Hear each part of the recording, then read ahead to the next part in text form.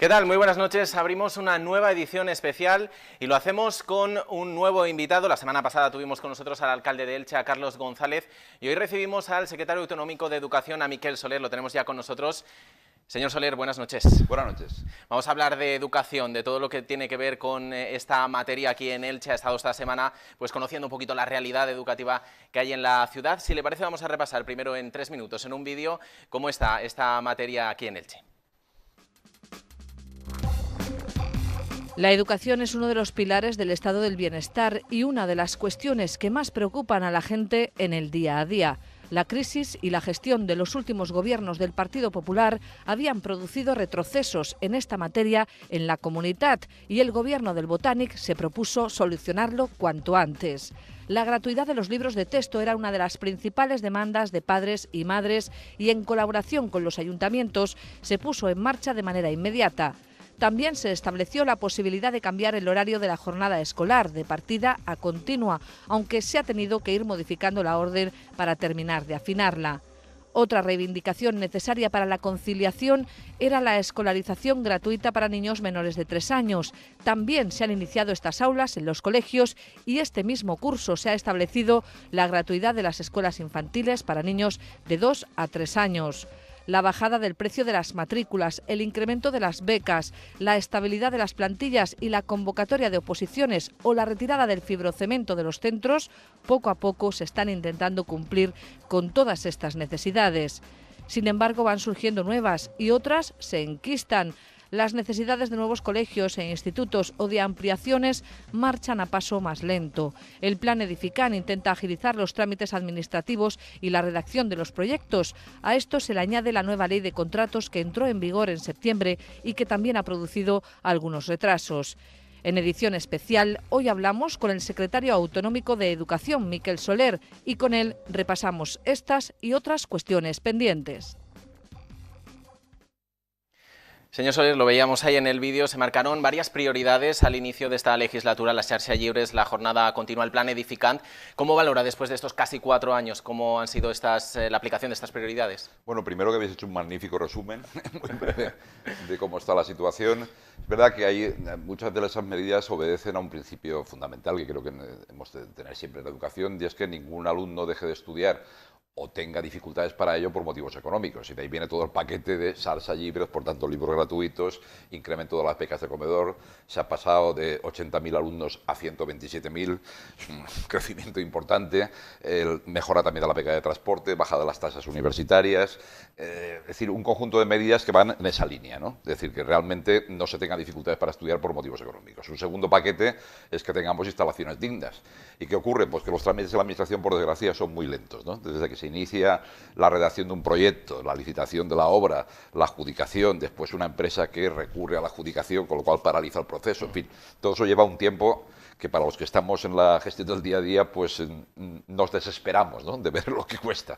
Con lo cual ahí, precisamente por eso, desde Presidencia de la Generalitat se lanzó, y por eso aprobó el decreto ley de Edifican, que también, digamos, un poco copia el modelo de xarxa lliures, que es en el sentido de decir, lo que los ciudadanos quieren es que les resolvamos los problemas que tienen. Dice, oiga, que hay un ayuntamiento, hay una diputación, hay una Generalitat, hay un Ministerio de Educación o del ámbito que sea, pues trabajemos juntos para resolverlo. Y tanto en el caso de xarxa lliures, que hoy ya es una realidad consolidada, como Edifican, que estamos en el inicio, de lo que se trata es de que trabajemos juntos para que se haga más rápido. ¿Cómo estamos en Edifican? Pues la Generalitat paga todo el proceso, pero el ayuntamiento pone su maquinaria administrativa, su arquitecto municipal, sus técnicos para poder hacer la licitación. Hoy ayer estuve mirando cómo estaba la plataforma de Edifican, y ya se han presentado memorias económicas valoradas de 546 centros. Del total de 1.400 que hay en la comunidad, 546 ya se han presentado para hacer diferentes tipos de obras, que van desde obras, digamos, menores, bueno, menores a lo mejor son de 150.000, 200.000, 300.000 euros, a construir un cole nuevo, que son 6 millones, o un instituto nuevo, que son 10 o 12 millones de euros. Bueno, pues en todo ese abanico hay ya comprometidos más de 350 millones de euros entre el ejercicio del 18, el 19 y el 20, para poder acometer todas esas obras. En el caso de Elche, estamos hablando de 32 millones de euros la inversión comprometida. Bueno, pues eso lo que va a permitir, en definitiva, es que algo que se lo hubiera hecho solo la Generalitat, podíamos haber tardado 30 o 40 años, pues con perdón se puede hacer en 3-4 años porque hay un trabajo conjunto de un montón de municipios a la vez, conjuntamente con la Generalitat, que es la que pone, digamos, la financiación. Bueno, luego hablaremos del plan Edificant, de esas actuaciones que ha ido comentando ya en esta semana en la visita que ha hecho aquí a la ciudad, pero hablábamos también de la eliminación del fibrocemento, una de las cuestiones que también ha sido muy recriminada por parte del Partido Popular, aunque ellos también han estado durante 25 años gobernando y tampoco tuvieron la intención de eliminar, ¿no?, el fibrocemento, pero la Confederación de Padres y Madres de la Gonzalo Anaya hablaron precisamente de la eliminación del fibrocemento. Este verano pensaban haber acometido muchas de estas obras de eliminación, porque para eliminar esto es un problema serio, hay que hacerlo en unas condiciones muy particulares, no se puede cortar con una radial porque el polvo que expande es cancerígeno, en fin, un montón de historias, y se iba a hacer este verano, pero claro, ahora nos dicen que es que la ley Montoro, la ley de no sé qué, no recuerdo cómo se llama, la ley de contratos, pues lo impide, con lo cual a lo mejor ahora en Navidad, pero es que estamos hablando de la salud de los niños, no estamos hablando de Montoro ni de las gaitas, estamos hablando de la salud de muchos alumnos y entendemos que eso es prioritario. Si hay que hacerlo cuando no haya niños, pues, joder, pues 3 meses de verano yo creo que han sido más que suficientes para poder hacerlo. Yo no sé si los hijos de Montoro asistirán a algún colegio en el que haya amianto, seguramente no. Pero, vamos, nos parece de una entidad lo suficientemente grave como para que se tenga en cuenta. Señor Soler, porque después de 4 años sigue quedando amianto en los centros educativos. Bueno, después de 3 años y 2 meses. Pero sí, efectivamente, claro que sigue quedando amianto. Y lo que hemos hecho desde el principio es que todo lo que había, pues hemos hecho una programación de intervenciones para poder hacerlo. Como ha dicho muy bien el presidente de la Confederación, Gonzalo Anaya, hay que hacerlo, solo se puede hacer, digamos, en épocas donde no están los niños en el colegio. No es un tema de Montoro, ni Montero, ni tal. Es que hay una nueva ley de contratos para todo el Estado, de obligado cumplimiento, y aunque él hubiera sido el consejero de Educación, tampoco habría podido quitar el amianto. Es decir, lo que él, ni nadie, me refiero, no estoy hablando de ninguna, por favor, crítica personal tal, sino en el sentido de decir que no dependía de la voluntad de ningún conseller, ninguna consellería. La ley de contratos marca un tipo de procedimientos que ha impedido, digamos, que estuviera resuelto para este verano. Con lo cual, están todos absolutamente planificados, los que se tienen que quitar, se han quitado ya muchos en muchos centros, y desde luego lo que sí que quiero transmitir a las familias es que ninguno de los que falta por quitar provoca ningún tipo de problema para los alumnos. Solo es al manipularlo. Claro, y por tanto, eso está absolutamente controlado. Los primeros que se quitaron, evidentemente, eran aquellos que tenían algún peligro de que pudieran pronto provocar ese tipo de situación, y ahora, a lo largo de las próximas Navidades, la próxima Pascua, el próximo verano, se acabarán ya con todos los que hay, porque tienen toda la razón, lo compartimos plenamente, en que eso tiene que desaparecer de los centros. Respecto a que lo diga el Partido Popular, creo que deberían pasarse como mínimo 20 años calladitos con ese tema, que son los 20 años que tardaron en no hacerlo. Pues precisamente el Partido Popular, ya que hablamos de ellos, también habla de los barracones, de que todavía quedan centros, por ejemplo en Elche, que tienen barracones.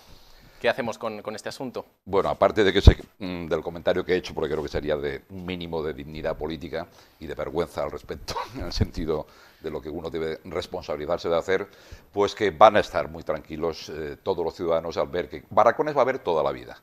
Pero barracones va a haber toda la vida cuando sean asociados a que se va a hacer una obra. Y cuando se va a hacer una obra, lógicamente, mientras se está ejecutando esa obra, pues los alumnos tendrán que estar en una instalación provisional, o cuando hay un pico de escolarización, que en un momento determinado que pasa en algunas zonas, pues viene un número de alumnos imprevisto de inmigración fundamentalmente, y eso pues no tiene en el centro en ese momento las aulas suficientes. Esos 2 momentos son los que tienen que existir, siempre existirán barracones. Lo que no puede justificarse nunca es que un centro esté 10 años, 12 años, 15 años con barracones. Eso jamás tiene justificación. Por tanto, el barracón, siempre que exista uno, tiene que haber un plan de actuación para que desaparezca, bien por ampliación del centro o bien por construcción de otro centro. Cuando existan así, siempre se podrá explicar el motivo por el que están. Y en eso es lo que estamos, en hacer lo que no hizo el Partido Popular durante 20 años. Por eso les recomendaría que se vayan una temporada calladitos en este tema. En esta semana ha visitado también el Instituto La Torreta. La Concejalía de Educación propuso que, al construirse el Instituto número 11, que estamos pendientes de esa construcción, que ya ha dado fechas, de hecho, en esta semana, sí. Cuando se construya ese instituto, la intención de la Concejalía es pasar a los alumnos a ese ese centro para que La Torreta se convierta en un centro integrado de formación profesional, pero mientras tanto la concejalía también proponía que los colegios o institutos que por la tarde no dan clases o no están abiertos, pues que se utilicen, ¿no?, para ampliar las familias profesionales. ¿Qué le parece esta propuesta? Nos parece, de hecho, yo ya hace años que llevo también no solo haciéndola, sino practicándola donde puedo, cuando los años que estuve en el Ministerio de Educación o cuando he estado aquí en la Comunidad Valenciana, en la Consejería de Educación, porque creo que tenemos que utilizar mejor los centros, las instalaciones de los centros públicos que están en buenas condiciones, que hemos pagado entre todos los ciudadanos. Entonces, si por la mañana, digamos, de 8 a 3, por decir algo, hay una jornada escolar que permite ofrecer una serie de ciclos formativos o ofrecer secundaria, bachillerato al alumnado matriculado, si después ese centro, a partir de las 3 de la tarde, digamos, ha finalizado ese tipo de actividades, o las 4, la hora que sea, pues poder utilizar efectivamente por la tarde para incrementar la oferta y también permitir que población adulta, no solo jóvenes en edad escolar, tengan también la posibilidad de matricularse en diferentes ofertas de formación profesional. Eso depende simplemente, que no es poco, del capítulo 1 que cada año, es decir, capítulo de personal que cada año aprueban las Cortes Valencianas para saber de cuánto profesorado disponemos y en función del profesorado que dispongamos iremos implantando más ciclos utilizando tanto nuevas instalaciones como otras que por la tarde tengan buena, digamos, disposición para poder hacerlo. La concejala de Educación tenía la intención de que esa medida se pudiese implantar para este curso. No va a ser posible, ¿no? ¿El curso en el que estamos? Sí. No va a ser posible. Es decir, aunque nos dieran el dinero ahora, es imposible. El curso en el que estamos se planifica el año anterior, ahora estamos trabajando ya en lo que será la oferta del curso 19-20 y, por tanto, cuando tengamos aprobados los presupuestos de la Generalitat en diciembre del 18, podremos saber ya cuánto se pueden implantar en el curso 19-20. Bueno, usted conoce muy de cerca la formación profesional, ha sido director de formación profesional. Cuando baje al Gabilondo del Ministro de Educación. ¿Cree que la formación profesional es el futuro? Yo hace muchos años que estoy convencido. Yo soy catedrático, bueno, era, ya no sé si decir si soy yo, era catedrático de matemáticas de secundaria y bachillerato. Es decir, pero hace ya muchos años que me he volcado con la formación profesional porque efectivamente creo que es el presente y el futuro. ¿Por qué? Porque en definitiva yo creo que hoy nadie duda de que la necesidad de que nos formemos a lo largo de toda la vida. Es decir, cuando yo estudiaba, pues se decía aquella frase de ya he terminado de estudiar. Pues esa frase hoy ya no la puede decir nadie. Va a ser que no. Es decir, todo el mundo se va a tener que, quiera o no quiera, incorporar a nuevos procesos de formación a lo largo de toda su vida. Por tanto, ¿en qué se va a tener que incorporar? Pues lógicamente donde va a tener más entrada ese tipo de formación es en el ámbito de la formación profesional. Hoy, en cualquier sector que cojamos, cualquiera, los cambios son a una velocidad cada vez mayor. Los trabajadores de cualquier sector del ámbito de la mecánica, de la electrónica, de la informática, en fin, da igual el ámbito que cojamos, los cambios son muy rápidos. ¿Cómo se puede garantizar una formación que permita que los trabajadores se vayan actualizando? Pues con una oferta de formación profesional a la carta. Digamos que no solamente los que hace hoy el sistema educativo son los títulos de formación inicial, ¿no? Pues soy el técnico en mecánica del automóvil o técnico en educación infantil, pero luego ese tipo de formación permanente pues va a tener que ir dando respuesta a las demandas de los diferentes sectores productivos y a las demandas de los trabajadores de que necesito actualizarme en este terreno. Y por tanto los centros de formación tienen que ser mucho más flexibles que lo que lo son en la actualidad y por tanto si la educación en general peca, desde mi punto de vista, de muy rígida, la formación profesional aún se nota más, porque aún tiene que dar respuesta más flexible a las diferentes demandas de cada sector. Esta semana por eso también hemos iniciado una ronda de contacto con empresarios de todos los sectores productivos, con directores de los centros de formación profesional, lo vamos a hacer por toda la comunidad y a partir de ahí, pues eso, tener un contacto mayor entre empresas y centros de formación para responder unos y otros a lo que hoy nos demanda la sociedad en general, ¿no? Por tanto, presente, futuro y apuesta fuerte que se requiere por parte de los gobiernos. Apostamos fuerte por la formación profesional, por todo lo que dice, pero ¿qué le decimos a la gente que está estudiando en las universidades? Pues hay que reformular el concepto de universidad, quizá, por esa rigidez que usted hablaba dentro de la educación. Sí, pero que de todas formas hay mucho debate, por ejemplo, en torno a que si hay sobrecualificación o no hay sobrecualificación. Yo recuerdo, ya que citaba a Gabilondo, recuerdo una frase que decía siempre que me dejó impactado porque es muy clara. Dice, yo nunca he conocido a nadie que se queje de estar demasiado sano, ¿no? Pues tampoco creo que sea razonable quejarse de tener demasiada formación. Te puedes quejar de que en este momento determinado tengo más formación que la que requiere el puesto de trabajo que estoy ejerciendo hoy. Pero aún así para acceder a ese puesto de trabajo en general has tenido más opciones que personas que no tenían ese nivel de cualificación. Pero además la vida es muy larga y por tanto si tienes un nivel de formación mayor tenés más posibilidades de desarrollo personal y profesional. Entonces, caben todos, es decir, todos los estudios indican que hacia el año 2020-2025 únicamente el 15% de los puestos de trabajo serán para personas sin ninguna cualificación. Por tanto, el 85% van a requerir lo que en España es la formación mínimo, lo que en España es la formación profesional de grado medio o bachillerato. Si afinamos un poco más, se afirma que en torno al 50% de esos puestos, a la mitad del total, necesitarán ese título, digamos, técnico, intermedio. Y en torno al 35% un título superior. Por tanto, estudios universitarios. Hoy en España estamos en el 34,2%. Es decir, que no tiene que bajar el número de estudiantes universitarios. Lo que tiene que hacer es mantenerse. Ahí no hay que crecer. Hay que mantener básicamente el que hay. Y lo que hay que inventar mucho es, donde tenemos el agujero negro, es en los titulados de grado medio, en los titulados de formación profesional de grado medio. Es decir, que los jóvenes que hoy abandonan la secundaria o que abandonan sin tener, finalizan sin tener el título o abandonan los estudios, hay que llamarles a que no lo hagan porque lo necesitan ellos y lo necesita el país.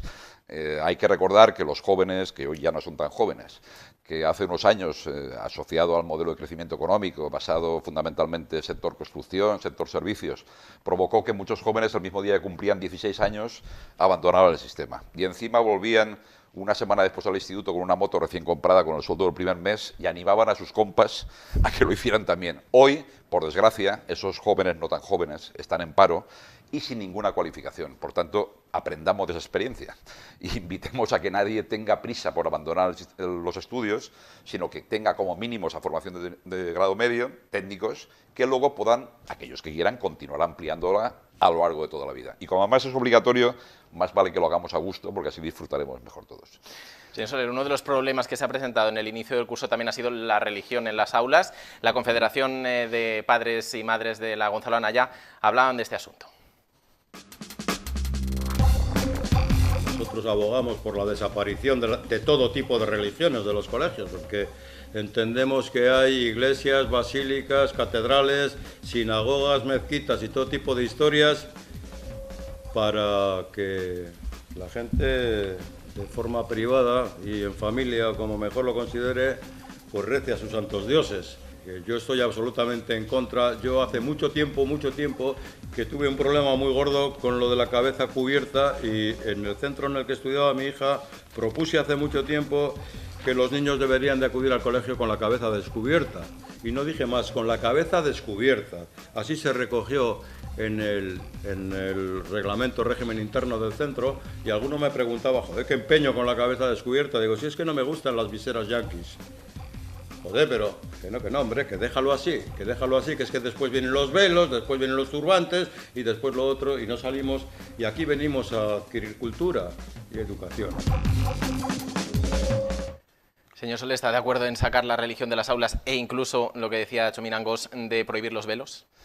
Son cosas diferentes. En primer lugar, yo lo de que cualquier enseñanza religiosa no esté dentro del currículo escolar, pues creo que llevo 40 años proponiéndolos y no voy a dejar de seguir de proponerlo porque considero que efectivamente, y coincido ahí, no tanto en la forma de expresarlo quizás, cada uno tiene su forma de plantearlo, bueno, pues que creo que hay que buscar una forma de que eso no... O sea, yo creo que en el currículum escolar, o sea, todos los alumnos deben conocer la historia de las religiones, su influencia en la cultura, en el arte, en la literatura, en la música, y estoy hablando de las religiones, no estoy hablando de ninguna religión particular ni ninguna confesión, estoy hablando de lo que el papel que ha jugado la religión a lo largo de la historia de la humanidad. Y eso debería formar parte, bueno, de la materia de historia, de música, de lengua y literatura, etc. Y por tanto, lo que son ya las opciones específicas que no tuvieran por qué tener entrada en el currículo escolar. Todavía estoy más en contra de que además cuente para la nota, como pasa en la actualidad, desde que se aprobó la LOMCE en el año 2013, y que encima eso implique que unos alumnos tengan más media que otros en función de que han cursado o no religión, por ejemplo, en bachillerato, ¿no? Lo que puede llevar, además es curioso, ¿no? Es decir, que como hay ciertas asignaturas, en este caso la religión católica, que si sacamos la nota media de los alumnos de la comunidad está en sobresaliente alto, ¿no? no ocurre con ninguna otra materia. Pero en fin, más allá de ese tipo de situaciones que creo que habría que resolver de una manera razonable, también hay que pensar otras cosas. Es decir, yo creo que no es compatible afirmar con rotundidad quiero un pacto de Estado por la educación y al día siguiente proponer, por ejemplo, que se suprima la enseñanza concertada. Dice, bueno, pues entonces me parece muy bien que tengas esa postura, pero no digas que estás a favor de un pacto, porque sabes que hay un sector amplio de la población que tiene otra opción. Entonces, buscar un acuerdo y buscar un equilibrio también es hacerlo en este ámbito, ¿no? Y eso respecto al planteamiento general de las religiones. Después, respecto a los velos y no velos, yo creo que ahí hay que analizar también lo que implica. Que está por el que llevar un pañuelo y, en cambio, cuando, por ejemplo, una religiosa lleva tal, entonces sí, gorra sí, pañuelo no. Creo que el derecho a la educación está por encima de otro tipo de situaciones y lo que hay que analizar con tranquilidad en cada consejo escolar, los reglamentos de régimen interno que permitan que, por supuesto, haya normas de convivencia con el máximo consenso posible y que no creemos debates innecesarios que creo que no favorecen para nada la convivencia en los centros. También hemos salido a la calle para preguntar a la gente qué opina sobre la educación en Elche y la educación en general. El sistema de educación para mí lo encuentro bastante pobre, sobre todo porque los niños no están muy bien protegidos. Luego hay peleas en los colegios, no los tienen, no sé, no los educan lo suficiente bien. Luego me parece que el sistema de la calefacción, del aire acondicionado, todo eso está fatal.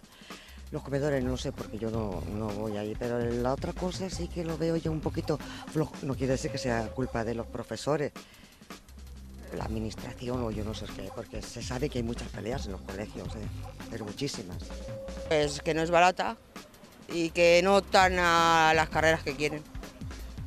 Pues yo de momento la veo bien, ahora en pasarnos los recibos ya te hablaré. No, en los colegios no se hace una buena educación, la verdad que no. Ni tampoco se interesan mucho por los niños. Lo siento decirlo, pero es así. No se implican mucho los maestros en que los niños, estamos de acuerdo que los padres pues también deben de hacer su parte. Pero la mayor parte del día, la mayor horas que están son en el colegio. Y la verdad que no, allí es donde deberían de educarse mejor.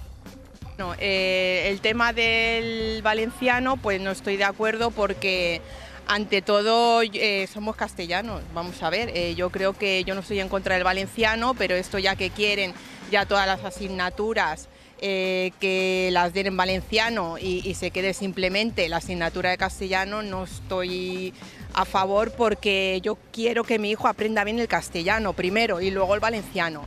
Y luego aparte que es que luego se va fuera de la Comunidad Valenciana o incluso a otros países latinoamericanos y es el castellano. El valenciano es que fuera de Cataluña y fuera de la Comunidad Valenciana, no digo que no sirva para nada, pero prefiero antes el castellano.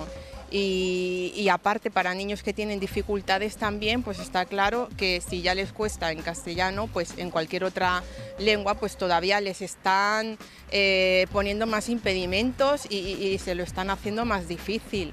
En el caso de muchos niños pues con déficit de atención, con problemas de autismo, con cualquier tipo de problema. Bueno, eso es lo que opina una parte de la población aquí en Elche. Las primeras valoraciones un poco negativas, ¿no?, del sistema educativo. Sí, yo, bueno, aparte faltaría más respetar cualquier opinión que tenga cualquier ciudadano sobre su percepción de lo que es la educación. Creo que se han planteado una serie de problemas concretos. En un caso se ha hecho referencia al tema de que hay muchas peleas en los centros, etcétera. Yo creo que eso es un mantra que se aguanta poco.